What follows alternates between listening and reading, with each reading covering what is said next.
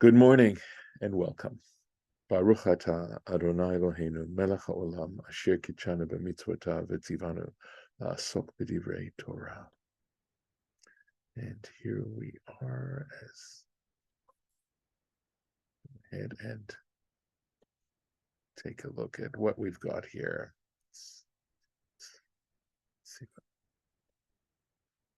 All right, so we were in this poem, we've just described God's blessings on the Jewish people. They're established in their land.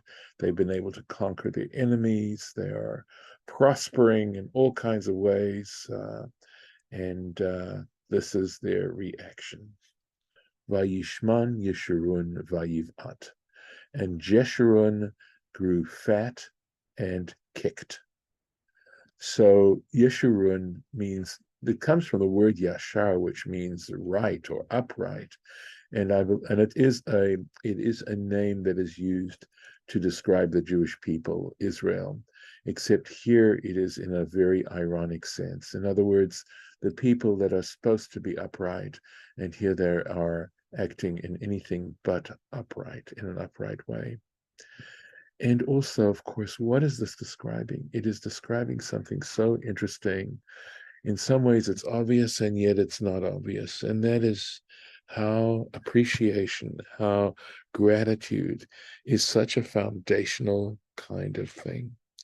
Because instead of being grateful and instead of appreciating all these incredible blessings that they have, they don't in the least. They could, all they can do is sort of feel entitled to what they have. And of course, the kicking means, as you'll see, it'll define exactly what they mean by that, is kicking against God.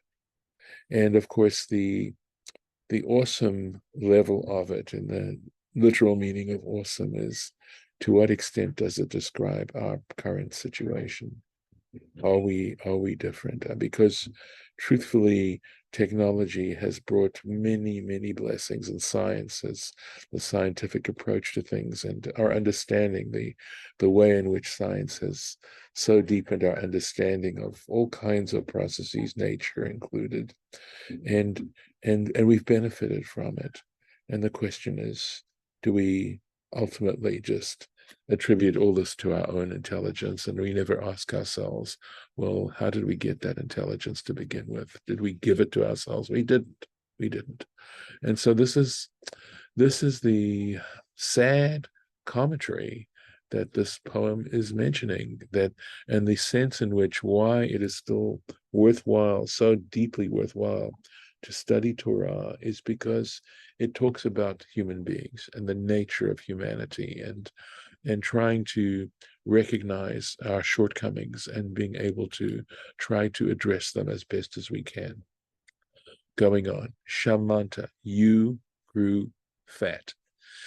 Avita, you were gross. It has, Ovi has to do with the meaning of thickness, but you can see these are all synonyms. Kasita, again, you grew fat. And this is from the root keset. Rashi is going to tell us this letter, of course, is a sin. This letter here is a samach, but Rashi is going to tell us that they're related. They're basically the same thing. And the word keset means a bolster, like a pillow, a thick pillow. And for that reason, by transference and association, kasita means, you became fat like a bolster, right? Vayitosh, and he abandoned Eloha Asahu, or the God who made him. Vayinabel, and he disgraced, or he vilified, Sur Yeshuato, the rock of his salvation. And salvation, of course, we know, has several meanings. It can mean, of course, on a this worldly kind of sense, when we are healed or saved from danger or other kinds of adversity. But it also certainly has, even within the Jewish tradition, the meaning of immortality, which of course puts a whole new kind of value to life. So that's the reaction, not appreciation, but just the reverse, Avita. So Rashi tells you that this word avita, which is a verb, lashon ovi, it has the same meaning as thickness. Ovi is the thickness of something.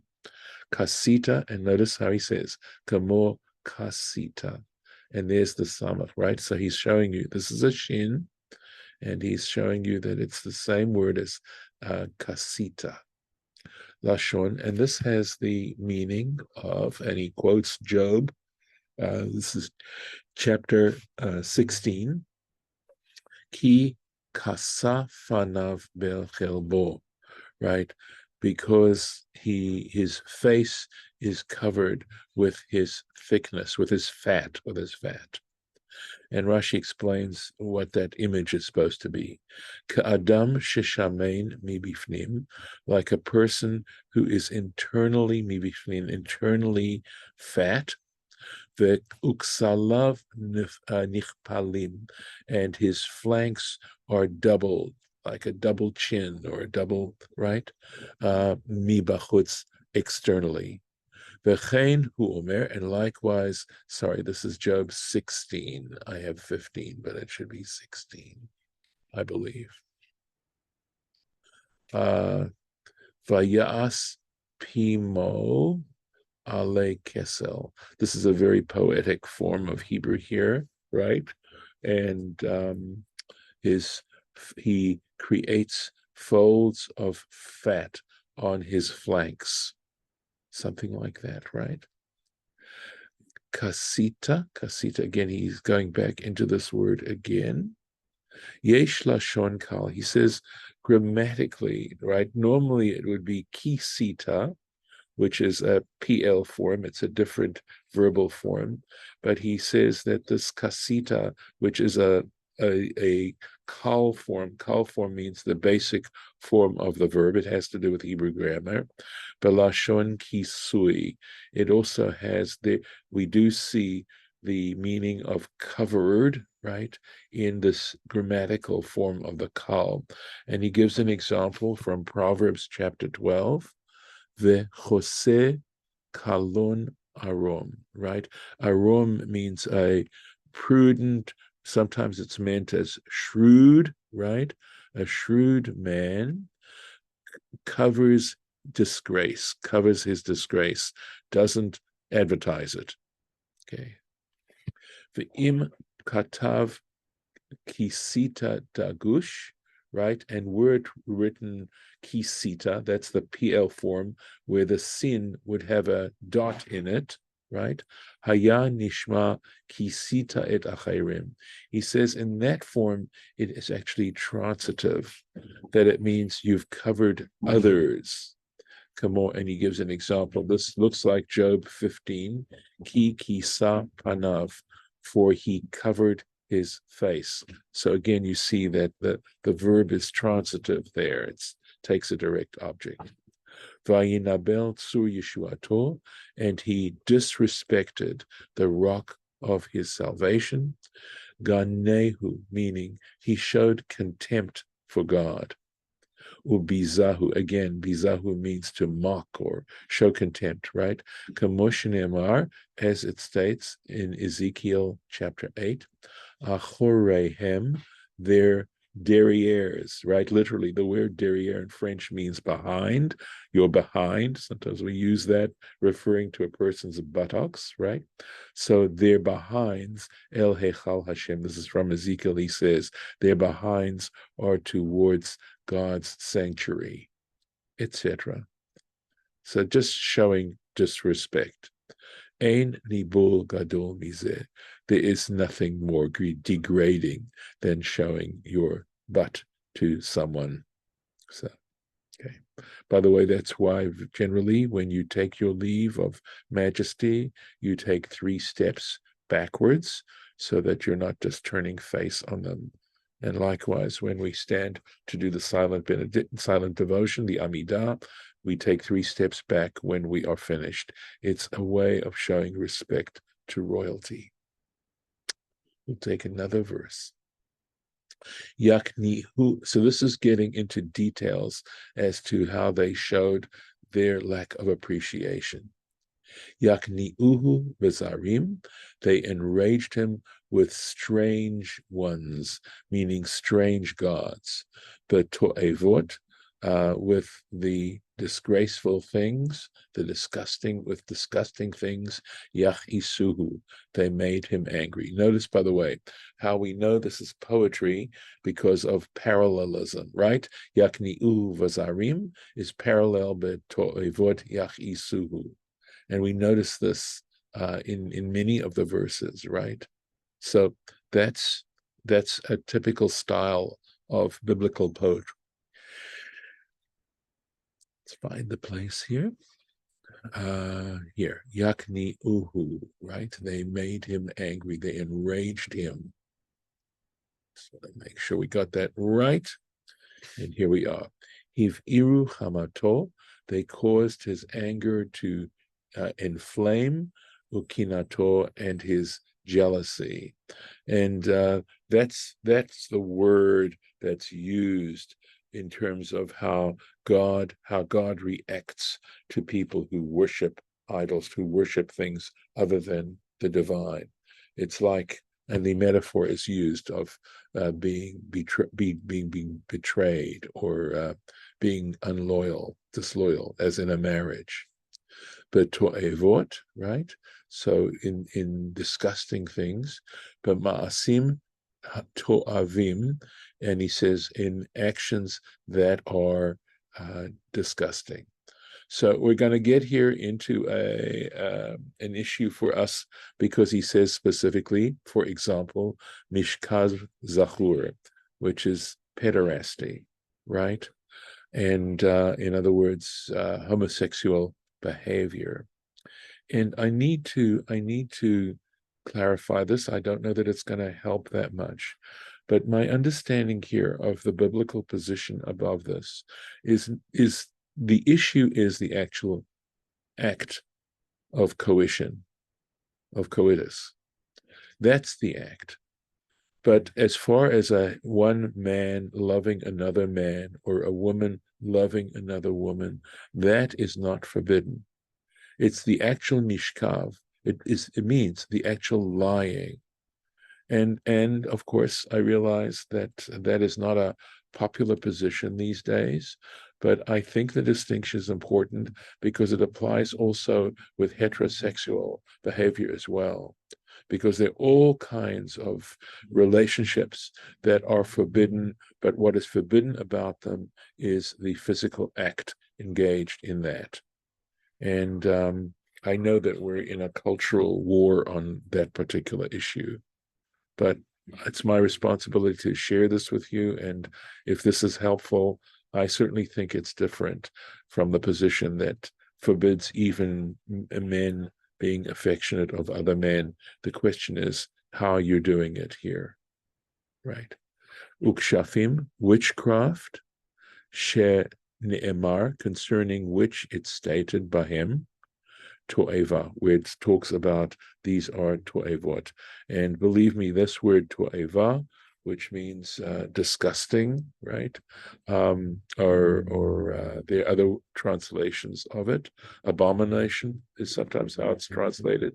There's certainly other things that are considered abominations, if you want to use that word. I think it's an overstatement myself there. Onwards. Other actions that show a lack of appreciation. Yizvechu lashedim, I think it's Yizbechu lashedim. They made offerings to demons, lo Eloha, not divine, Elohim, gods, lo Yidaum, they had, I believe it means that either lo Yidaum means they didn't recognize them, they didn't know them. So as to who the subject of that verb is, we can see if Rashi clarifies it, okay? But in other words, gods that were never known to the nation, I believe, whether or not it means that the gods themselves, never showed any evidence of concern for them, but I will take it simply as my first meaning. Chadashim, new, mikarov ba'u, that have come from close by. In other words, again, this would also could be understood on two levels. One is that they just made their acquaintance. In other words, they became aware of these particular gods. And part of the idea of a god is that it transcends in time, that it's been there for such a long time. And so, but also this mikarov, close, could also mean geographically, as you'll see from the rest of this verse. Lo sa'arum avotechem, your ancestors never were aware of them, something like that. So, in other words, they took on new religions. And of course, the thing about new religions is, what is their basis of authority? What is their basis of legitimacy? So I think that's part of it. So let's go into the Rashi on this. Okay. Lo Eloha, right? So Targumor, Rashi goes to the Targum, the Aramaic translation, de late bahon sorech. So he says the way the translation goes is that there was no need, there was no reason why they needed to worship these gods. They weren't doing anything for them, which in some ways, of course, takes into account the second understanding that I had of it, of this particular thing. In other words, there was no real reason for them to put their trust in these particular gods. Tzarich ilu, comment. Ilu haya bahem tzorech. In other words, were there some reason for them to worship these gods? They had some need for them, some utility, is how Sfaria translates this. Lo haita kin'a kfula. The anger, God's anger with them, would not have been twice what it would have been, kamo achshav, as it is now. In other words, the fact that there was absolutely no need for them to be worshiping these gods made it doubly insulting and doubly awful. Chodashim mikarov ba'u, right? New, coming from close by. And this, he says, is in the Sifrei, this rabbinic midrash on Numbers and Deuteronomy. Afilu ha'omot. So the idea is that even the other nations, lo haya regilim bahim, even the other nations did not consider them gods.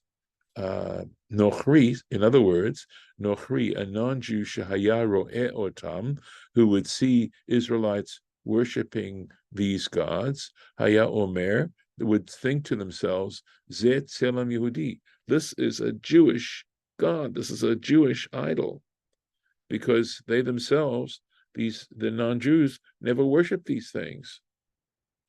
Lo sa'arum avotechem, your ancestors never took heed of them. Lo yaru mehem, they never feared them. Lo amda sa'aratam. Oh, this is lovely. So Rashi is taking this word sa'arum and saying their hairs never stood on end mipnehem, in encountering them. In other words, there was never your ancestors never feared these particular gods.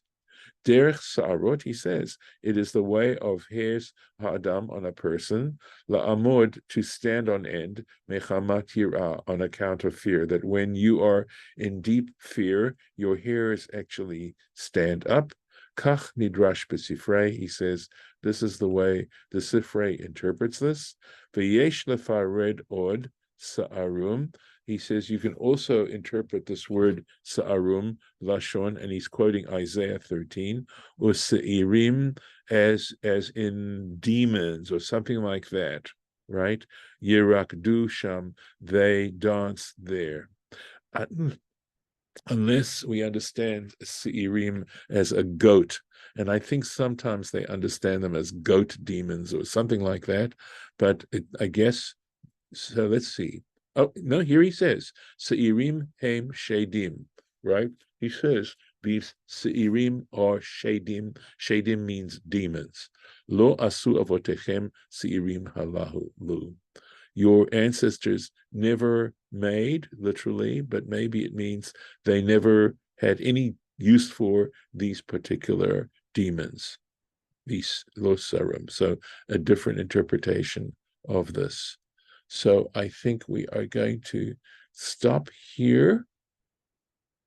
Oh, maybe we'll take one more. So I see it's we have a little bit of time. So let's take a look. Any comments on what's going on here? Any thoughts and reactions, please? All right. Sur, so again, emphasizing the lack of appreciation. Sur Yaladcha Teshi. You rejected, you set aside the rock who bore you. Vatishkach El Mecholalecha, and you forgot the God who gave birth to you, right? Who formed you. Again, as I said, just a complete rejection on the part of the Jewish people of the source, the ultimate source of all their blessings and their prosperities. Teshi, here Rashi, Teshi, Tishkach, means you forgot about. V'rabotenu darshu, and our rabbis interpreted, Kesheba lehetiv lachem, right? That when he comes to do good for you, to help you prosper, atem machisim lefanav, you may do things to enrage him, umatishim kocho. Okay, so this again, this word teshi, and you weaken his power, milehetev lachem, from doing good to you. So in other words, your behavior, in a sense, weakens God's ability to bless them, to benefit them. El mecholalecha, the God who formed you. Moitziacha, so the mecholel has to do with the birth, like the birth canal and being born. Motziacha me'rechem, taking you out of the womb. Lashon, this has the meaning of Yecholel Ayalot, right? There's that in that psalm, causes the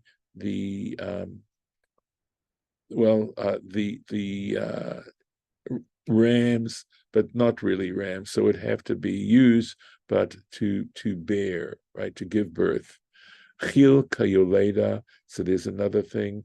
So Chil in this case has perhaps something to do with birth pains, right? In other words, experiencing trembling like a woman in childbirth, kayoleda, like a woman in childbirth. So, right. Then we can get on to a new idea, as will God willing. So next time we meet, we'll start here.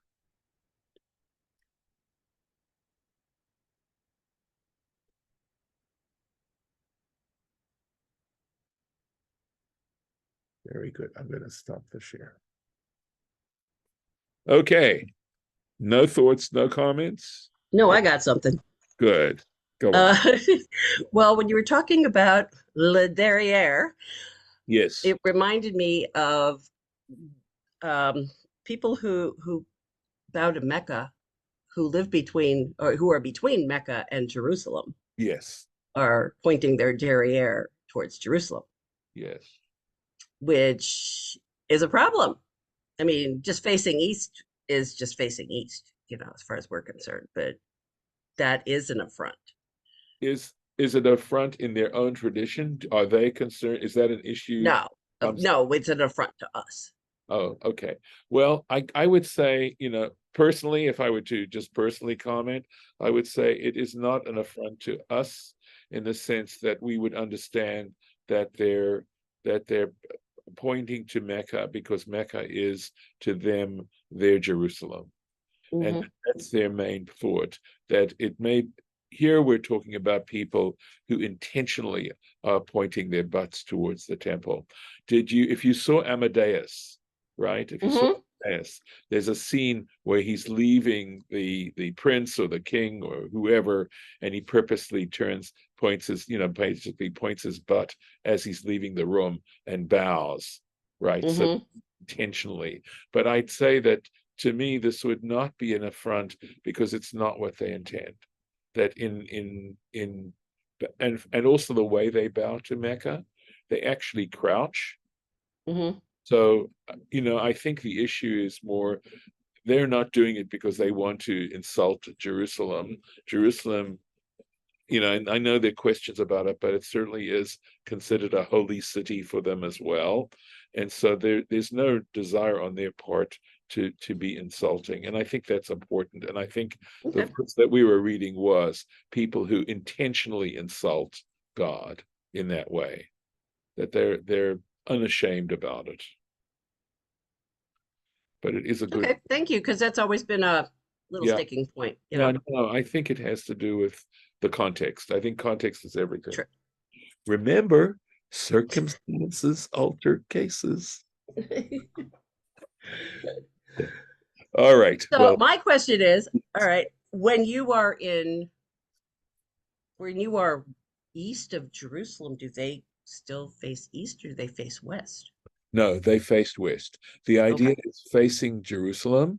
And if you think of where Babylonia is, a lot of this comes from the book of Daniel, which talks about his had this attic and he had windows. And when he'd pray, he'd face Jerusalem. Well, if he's in Babylonia, guess which way he's facing? West Southeast, or southwest. Yeah. right, something like Yep. that, or Yeah. west. And Okay.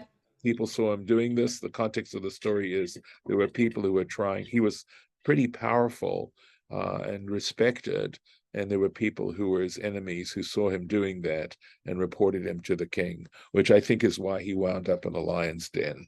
So, but that's the origin of facing Okay. Jerusalem. Ooh, thank you. Yeah. Yep. All right, let's stop the recording.